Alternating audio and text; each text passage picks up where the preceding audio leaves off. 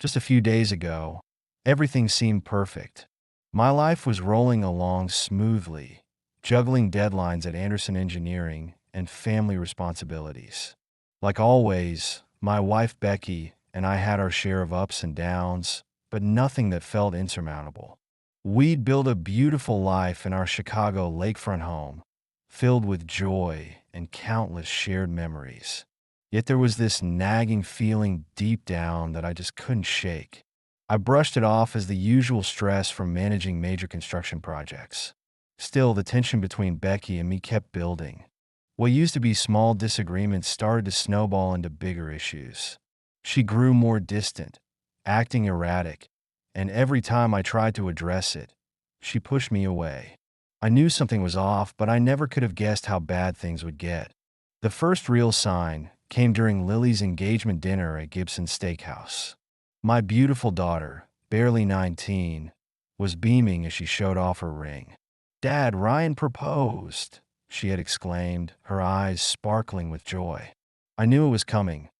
Ryan had asked for my blessing 2 weeks earlier. They'd been inseparable since high school, and I couldn't have been happier for them. Lily eagerly shared the proposal story with everyone at the table.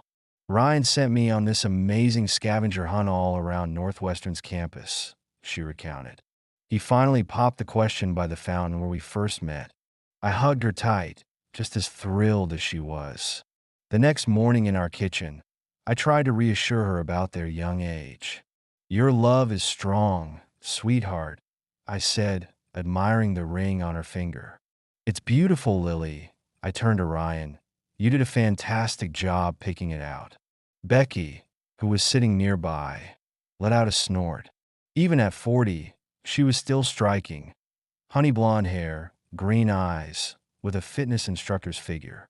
She raised her wine glass and said, 'You should be thanking me. I helped Ryan choose it.'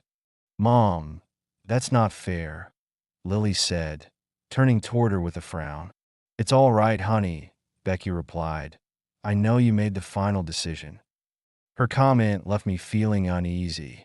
Becky had been acting differently over the last few months. Little things she'd say or do just didn't match the loving woman I thought I knew. We celebrated Lily and Ryan's engagement with a lively dinner. But even after dessert, when the kids headed back to their campus apartment, I couldn't shake the discomfort from Becky's remark. The next morning, Becky and I woke up slowly, taking our time. Things started to get intimate, but out of nowhere, she pulled away. She headed to the bathroom, leaving me in a state of shock. "Becky," I called after her, "what's going on?" From the bathroom, she answered, "Is there anything in this for me?" A moment later, she added, "I'm already cleaning up." I stood there stunned. I took a shower, and when I got to the kitchen, I found a note saying she was heading out for the day. Anger surged through me. In all our 20 years together, Becky had never been so blatantly disrespectful. The thought crept in, is she seeing someone else? I was lost in thought when my buddy Marcus gave me a call. "Hey, Jack, how's it going?" he asked, his voice as cheerful as ever. "Not much," I replied, trying to keep the unease out of my voice. "Something's up, isn't it?" Marcus pressed, picking up on my mood. I spent the next 10 minutes filling him in on Becky's odd behavior. Marcus just laughed. "If she's messing around, there's not much you can do. Divorce is a 50-50 split, and she's not working. She'll clean you out." "That's not exactly helpful," I said, irritation creeping into my voice. "I'm just being practical." Marcus shot back. "Let's talk tomorrow at the office. We've got that report due on the Lakefront Plaza project." "Sure." I agreed, though my enthusiasm was pretty low. Marcus and I worked side by side. I was the senior structural engineer, and he handled project management. We made a solid team, balancing each other's strengths. Somehow, I managed to get through Sunday. Becky didn't come home until almost midnight, and she didn't say a word even though she knew I was still awake. The next morning, she acted like nothing had happened. "That's not going to work, Becky," I said as I got out of bed. "Are you really saying no?" she asked, clearly surprised. I started getting dressed for work. After the way you disrespected me last weekend, I can't. If you're cheating on me, I didn't even know how to finish the sentence. She sneered. And what are you going to do about it, Jack? Her tone softened a bit, but there was still that hint of mockery. Come on, just get back in bed. We both need this. I shook my head. Who are you? You can't treat me like this, Becky. The contempt you're showing is unreal. Well, screw you, she snapped back, her voice dripping with venom. I walked out of the room, feeling disgusted with my wife for the first time in our marriage. When I got to the office that morning, I was clearly on edge. My assistant Emma picked up on it right away. Jack, are you okay? You seem really off, she asked, concern in her voice. Emma had been my assistant for 8 years. When she first came on board, she had just gotten out of an abusive relationship. She showed up to her interview with a barely concealed black eye. Despite that, she was more than qualified, smart, capable, and way more than just a pretty face. Over the years, she'd earned my respect for her strong sense of right and wrong. I hesitated, but eventually opened up to Emma about what was happening with Becky. As I talked, I could see her frown deepen. By the time I finished, she looked genuinely angry on my behalf. I don't know what to do, Emma. If she's been cheating on me, I didn't see it coming. I confessed, feeling completely defeated. Emma, who rarely mad, physical contact, placed a reassuring hand on my shoulder. First things first, let's get through this lakefront plaza meeting. We've got some issues with the foundation and steel delivery, she said gently, shifting the focus back to work. What? Why didn't Marcus mention this? I asked, already trying to figure out how to handle the situation. Before we could dig any deeper, Marcus walked into my office. You ready to go, buddy? He asked with a grin. Marcus, what's this about issues with the foundation and steel? I asked, keeping my voice low. He just waved it off. Don't worry, we'll get it sorted. But the meeting turned out to be a complete disaster. The lakefront plaza developers, who were usually pretty easygoing, were clearly upset. As I delivered my progress report, their expressions grew more and more severe. Richard, the CEO, finally spoke up. What's going on with the foundation and steel overruns in the North Tower? I looked over at Marcus, but all he did was shrug. With everyone's eyes on me, I said, I'll need to check on that. Last week's figures showed everything was still within budget. Richard's frown deepened. Then why have I signed off on over $500,000 in extra costs for materials over the past 3 months? I was floored. I looked to Marcus again, but his face was impossible to read. He suggested we step outside to sort things out. We ended up in another room meeting with our boss, Gerald. Before I could even begin to explain, Marcus handed Gerald a folder. They brought up the missing materials, just like we expected, Marcus said. Gerald turned to me, his eyes blazing with anger. What exactly are you trying to say, Jack? He nearly hissed. I was taken aback by his tone. Sir, I've been told everything was on track. I didn't authorize any additional costs. Gerald flipped open the folder and glared at me. So this is the story you're sticking to, he snapped. I was completely bewildered. Marcus, now all business, said, We've got requisitions for $500,000. The payments were funneled into a bank account in your name.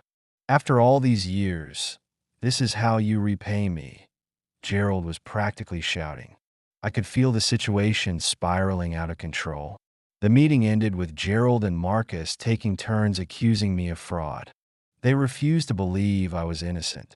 They called an HR, and I was fired on the spot. Gerald even threatened to get the police involved. To make things worse, Emma was fired as well, simply because she had worked so closely with me. As I was escorted out with a few of my belongings, I caught Marcus smirking. Outside, I found Emma by her car in tears and clearly in shock. Emma, are you okay? I asked, but she spun around, furious. You bastard, Jack. You committed $500,000 worth of fraud and destroyed my job. I trusted you, she shouted. It wasn't me, Emma. I tried to explain. She cut me off. I saw the signed documents with your signature. How could you do this? And all that stuff about Becky cheating. Was that just another lie? You've ruined my career. For the first time in all the years we'd worked together, I saw nothing but pure rage from Emma. She slapped me hard across the face, calling me a liar and a thief before speeding off. Stunned, I drove home, only to find Becky waiting for me. She sneered, "The cheating husband finally comes home." How pathetic. In the days that followed, I noticed that Becky seemed almost pleased with how everything was falling apart. Confused, I confronted her. "What's going on, Becky? I didn't do any of this." Becky just grinned. "It doesn't matter, Jack. I'm done with you." A little while later, there was a knock at the door. A man handed me a thick envelope. "You've been served," he said before turning to leave. Inside were divorce papers. "Becky, a divorce?" I whispered, feeling like my world was crumbling even more. Becky laughed. "Of course. I've been seeing someone else for months. He's everything you're not, interesting and well off. You've lost your job, your family, and soon your freedom." She leaned in, savoring my misery. "Make it easy on yourself. Sign the papers. I'm taking the house and most of the property. You'll be in jail soon anyway." "So you're staying with your lover then?" I asked, feeling a deep sense of betrayal. She laughed again, a cruel sound. "Yes, and once you're locked up, we'll be renting out the place. Don't even think about stalking me, or I'll have you thrown in jail." I sat down, utterly overwhelmed by everything that was happening. Becky noticed the handprint Emma had left on my face and smiled with a twisted satisfaction. "At least that bitch got fired too. Go rot in a hole, Jack." She spat and then she walked out. I spent the rest of that day doing absolutely nothing, not even turning to a drink. The next day, still at a loss for what to do, I tried calling Lily. It went straight to voicemail after about 20 rings. She finally picked up. "What do you want?" she asked, her tone icy. "Lily," I began, but she cut me off. "Just stop, Dad," she snapped. "Mom told me everything about your cheating, your lies, and the affair with your assistant. You've destroyed so many lives, and I've never been more disappointed in anyone." I was speechless, and just as I tried to respond, she interrupted me again. "Listen, Ryan, and I want nothing to do with you. You were on the news. The police are after you. Don't come to our wedding. I don't want someone like you walking me down the aisle. I'll find someone else." I couldn't say a word as tears rolled down my face. "Are you even listening? Do you realize how badly you've messed everything up?" Lily demanded, but all I could do was sob. "Goodbye, Dad. You're dead to me. Don't ever try to contact me again," she said, and then the line went dead. I collapsed, crying uncontrollably. 2 days later, the poll. I showed up and arrested me. They bombarded me with questions about the alleged fraud. They eventually released me, but told me not to leave Chicago since I had a court date the following week. Back home, I looked around at the family photos and Lily's trophies. All the memories now felt so hollow. The past week had been a complete blur. Deep down, I knew I was missing something, but I couldn't figure out what. My wife left me. My daughter disowned me. I lost my job, and Emma blamed me. Even my friends had turned their backs, telling me to stay away. I was utterly alone, defeated, with no idea what to do next. As an engineer, I was used to solving problems, but this felt beyond impossible. After a shower, I forced down a stale sandwich, though the taste only deepened my despair. Lily cutting me out of her life was the hardest blow. I stared at the table where a bottle of sleeping pills and some whiskey sat. For the first time, dark thoughts crossed my mind, but I shook them off. I just needed some time. The next morning, I received a restraining order. It barred me from contacting Becky, Lily, Ryan, or Marcus. It demanded I vacate the house by Monday. It struck me as odd that Marcus was included. Something clicked in my mind. In a fit of rage, I texted him, "You bastard, this is all your fault. I'm going to find you and make you pay." I didn't get a reply, But not long after, the detectives returned. They reprimanded me for violating the restraining order. They didn't care about my side of the story. They just wanted me back in jail. They told me to stay in the house and pack up my things, with a detective watching over me. Frustrated, I downed 3 shots of whiskey. I decided to write notes to Becky, Lily, and Emma. To Becky, I wrote, "I'm deeply disappointed in you. You're a treacherous woman, and I hope you burn in hell for what you've done to me." I filled the note with every curse I could think of, then spat on it before sealing it in an envelope. To Lily, I expressed my deep sadness and heartbreak that she never even asked if I was guilty. "I never cheated on your mother. She's the one who betrayed me. I never stole any money," I wrote. I begged her to see through the lies and to grow up. Then I softened my tone, urging her to love Ryan with all her heart and to think kindly of me once the dust settled. I also asked her not to let Marcus walk her down the aisle, as he had betrayed me. Tears stained the letter as I sealed it in an envelope. To Emma, I began with an apology. "You're not at fault for any of this," I wrote. I explained how I believed Marcus had betrayed both of us, that he was probably the one involved with Becky. I also apologized if I had ever made her uncomfortable with any glances, assuring her they were nothing more than a shy appreciation of her beauty. I asked for her forgiveness once her anger had settled. After sealing the letters, I placed them on the bedside tab, adding a post-it note instructing the detectives to investigate Marcus's finances if they were truly after the truth. "Next time, do your job properly and don't push an innocent man to this," I scrawled. I then took the bottle of whiskey and sleeping pills into the bedroom. After setting the letters on the bedside table, I attached the note about Marcus. I took a long hot shower, sipping more whiskey before downing the pills. I dressed myself neatly and then collapsed on the floor near the bathroom, holding a straight razor as I wrestled with the thought of ending it all. I felt like I had become unwanted and despised. Later, I found out that Detective Mike Sullivan had been the one who saved me. He had been keeping an eye on the situation.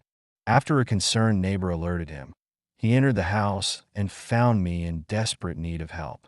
An ambulance was called, and my home became a crime scene. When they found me, I was in critical condition, barely conscious. They quickly rushed me to safety. The investigation uncovered 3 hidden cameras that I knew nothing about, along with a whiskey, pill bottle, and letters. I was unconscious for 3 days. When I finally woke up, a nurse quietly informed me that I was in Northwestern Memorial Hospital. She pointed out Emma, who had been sitting by my side despite everything that had happened. When I saw her, I quietly said her name, which woke her up immediately. She reached out and took my hand. "Jack, what were you thinking?" she demanded, her voice gentle despite the frustration. Her eyes filled with tears. "I thought it would be better this way," I admitted, feeling overwhelmed with shame. She snorted. "You think ending your life is the answer? I've known you for over 8 years, and I've never seen you give up this easily. What were you thinking?" Emma kept asking, her voice steady. We sat there in silence, the only sound being the hum of the machines around us. Finally, I spoke. "Emma, I'm so sorry. When Becky, you, and Lily turned on me, I felt completely trapped. No one even asked if I was guilty. I was just condemned. My wife told me to die. My daughter disowned me. My friend betrayed me. And I hurt you. I wasn't thinking clearly. I got drunk and in a weak moment did what seemed like the only option. I didn't think I deserved to be here," I said sadly. She nodded and then gently sat on the edge of the bed. "I'm sorry too, Jack," she whispered, tears welling up in her eyes. "I was so angry and didn't consider that you might be innocent. I was wrong." "It's okay, Emma," I replied softly. "No, it's not. The fact that you're here, thinking I'm part of what drove you to this. I don't know if I can forgive myself," she said, starting to cry. "It's okay, Emma," I repeated, closing my eyes, feeling utterly exhausted. We sat in silence, her hand still holding mine, until a doctor came in. He smiled as he looked over my chart. "Well, Mr. Anderson, it's good to see you awake. How are you feeling?" he asked. "Alive. Didn't expect to be," I replied. The doctor frowned slightly, as did Emma. "Let's work on keeping you that way," he said, brushing off my comment. He checked my stitches and vitals while Emma watched, gasping when she saw the extent of my wounds. The doctor explained that I needed to take it easy due to the blood loss and the effects of the stomach pumping. He also mentioned that Detective Sullivan wanted to speak with me. When we were alone again, I asked Emma, "Are you here because of the letter I left?" She shook her head. "No, I haven't seen it. Detective Sullivan mentioned it. My cousin works here and called me as soon as you were admitted after you tried to take your life." I couldn't bring myself to look at her, overwhelmed with shame. Emma continued, "I was still furious when I left, but deep down I knew you couldn't have done it. I've worked with you for so many years. When I heard what happened, I realized you must have been set up. I'm so sorry, Jack," she sobbed, her head resting against my chest, her tears soaking through the hospital gown. After a few minutes, she stood up and wiped her face. When she tried to pull her hand away from mine, I held on, not ready to let go. She gently wiped the tears from my eyes and gave me a small smile. I thought about it more and realized it didn't add up. "You always loved your job, but when Marcus showed me those documents, I was just so angry," she said. Noticing how I tensed at the mention of Marcus's name, she asked, "It was him, wasn't it? Marcus set you up?" I nodded. "I believe so. I can't prove it yet, but the signs are all there. He didn't warn us about the overspending, and there are signed documents I've never seen before. I also think he's involved with Becky." I paused, closing my eyes while still holding Emma's hand. "I'm sorry, Emma. I never thought Marcus and Becky would drag you into this mess. But I couldn't see a way to prove my innocence, and that's why I did what I did." We fell into a heavy silence until a new voice broke in. "You're right. You can't prove it yet. They did a thorough job framing you, but real criminals always slip up somewhere." The man who entered the room was tall, fit, and exuded a quiet confidence. "Mr. Anderson, I'm Detective Mike Sullivan. Your neighbor, Mrs. Thompson, and I were the ones who found you. Glad to see you're feeling better." I shrugged. "Thanks, but I suppose you'll be arresting me once I'm released," I said bitterly, feeling Emma's hand tighten around mine. "About that," Detective Sullivan began. Emma and I both looked at him as he ran a hand through his hair. "I've been assigned to your case, and some things just don't add up. Would you be willing to go through an interview again?" "I think so. I've got nothing left to lose," I replied. Emma suddenly spoke up. "What about a lawyer?" "Sure. Didn't he have one?" The detective sighed. "Yes, he absolutely should have a lawyer, and it's a good idea." Emma nodded and turned to me. "I'll take care of it."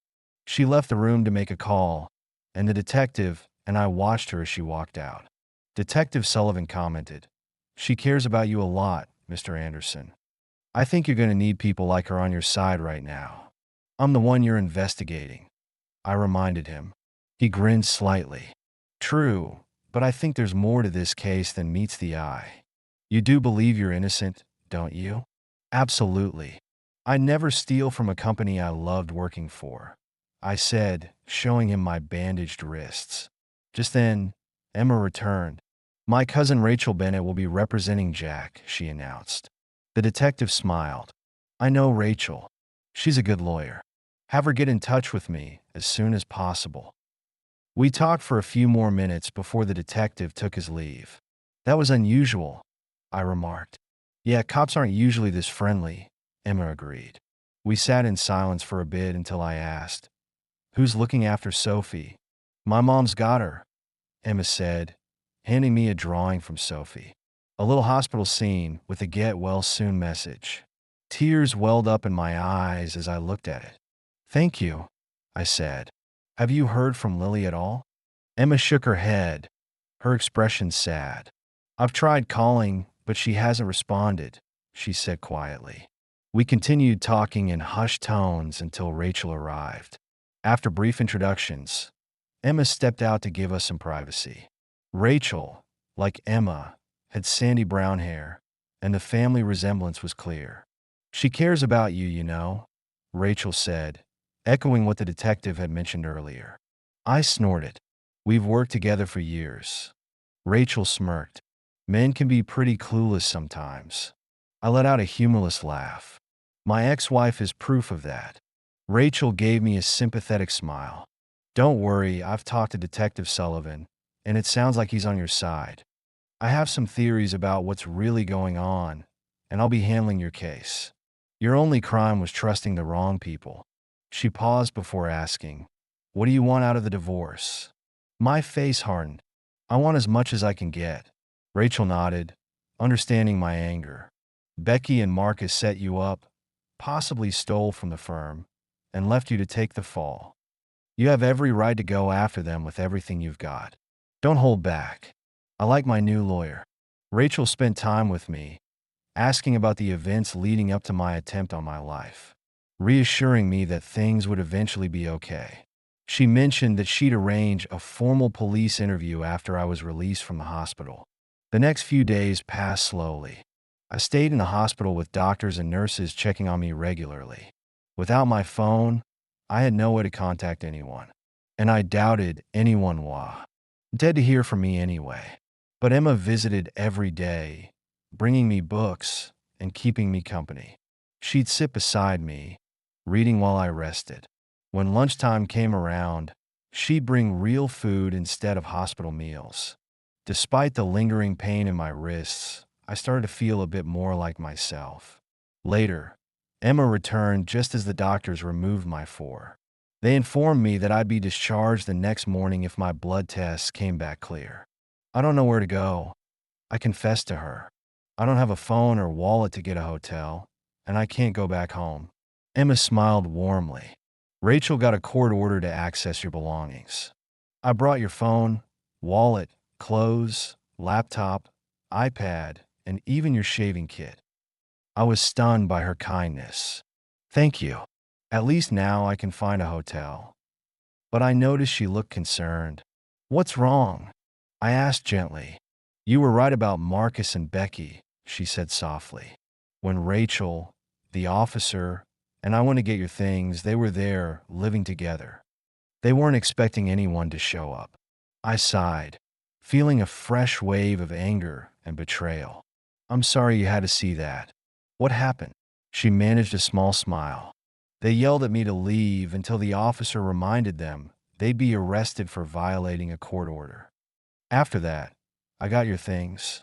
Tears welled up in her eyes as she recalled seeing the blood stain on the carpet. Please don't ever do that again, she pleaded. I promise, I said softly, holding up my bandaged hands as reassurance. The next day, after cleaning up and getting dressed, Emma met me as I was discharged. We walked to her car, and she drove me to a condo complex in Lincoln Park. Emma, why are we here? Am I staying at your place? I asked, a bit surprised. Of course you can stay with me, she replied with a warm smile. You don't need to waste money on a hotel. Stay in my guest room for a few days. Rachel is meeting us this afternoon to go over your case. I'd been to Emma's house before, a cozy 2-story home she shared with her daughter Sophie. After settling in, Rachel arrived, bringing along a stack of legal documents. Her expression was serious, yet reassuring.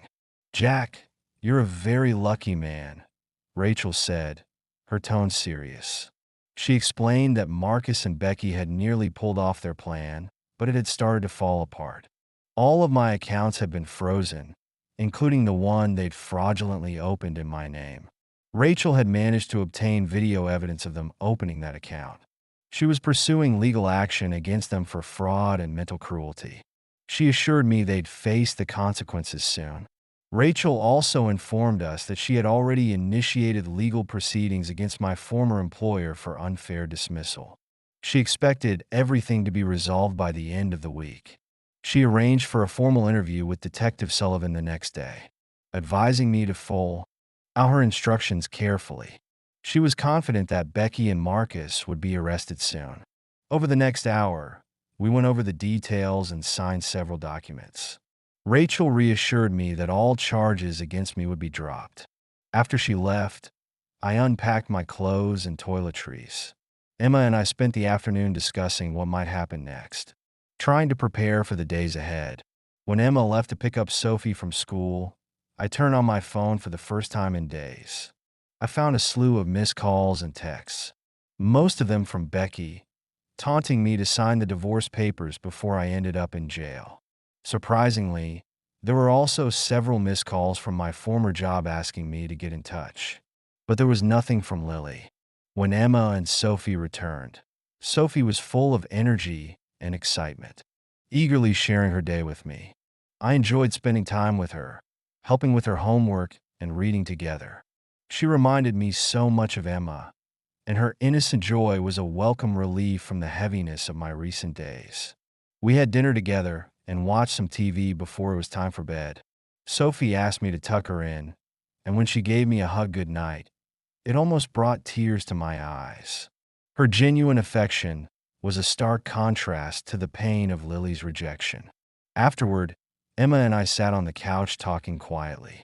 She held my hand and hugged me, assuring me that everything would be okay. The next day, after the interview with Detective Sullivan and Rachel, all charges against me were officially dropped. That evening, the news reported that Becky and Marcus had warrants out for their arrest for fraud and identity theft, but they were nowhere to be found. Later that night, I received a call from Lily for the first time since everything happened, but I let it go to voicemail. I wasn't ready to talk to her yet. The next day, she called and texted repeatedly, asking me to call her back, but I still wasn't ready. Her sudden concern felt insincere, driven more by the fallout from her mother and Marcus's actions than genuine care for me. I was angry that she had abandoned me so easily and only now was reaching out. That night, I had a nightmare about the night I tried to end my life. In the dream, Becky and Marcus were mocking me, and then Emma, Lily, and Ryan joined in, leaving me to die. I woke up screaming, drenched in sweat. Emma rushed to my side, and I saw Sophie standing in the doorway crying. I buried my head in my hands and sobbed.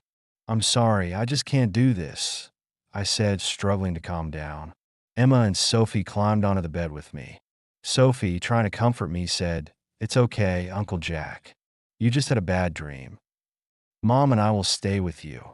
I couldn't fall back asleep after that. Sophie eventually drifted off beside me, her small hand resting on my stomach, while Emma looked at me with deep concern. "Are you okay, Jack?" she asked softly, holding him. "Be close." I thought for a moment. No, I'm not okay. It was a dream about that night."